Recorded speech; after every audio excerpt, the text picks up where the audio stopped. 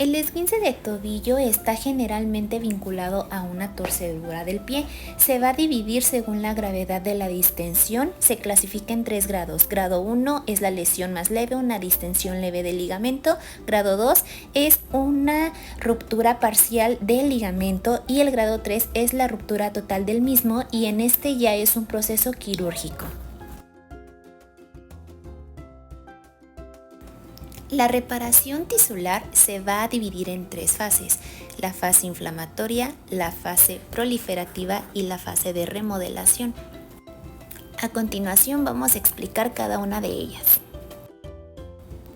La fase número 1 va a durar de 48 a 72 horas. Las células especializadas en esta fase son los macrófagos, leucocitos, linfocitos, plaquetas y monocitos.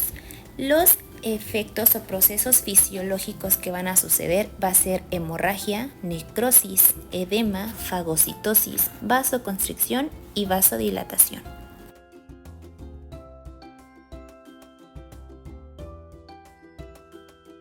La fase número 2 va a durar de 3 a 28 días.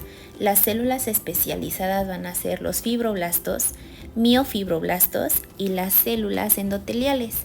Los procesos fisiológicos que van a ocurrir en esta fase es la regeneración del tejido, neovascularización, coagulación y producción de colágeno tipo 1.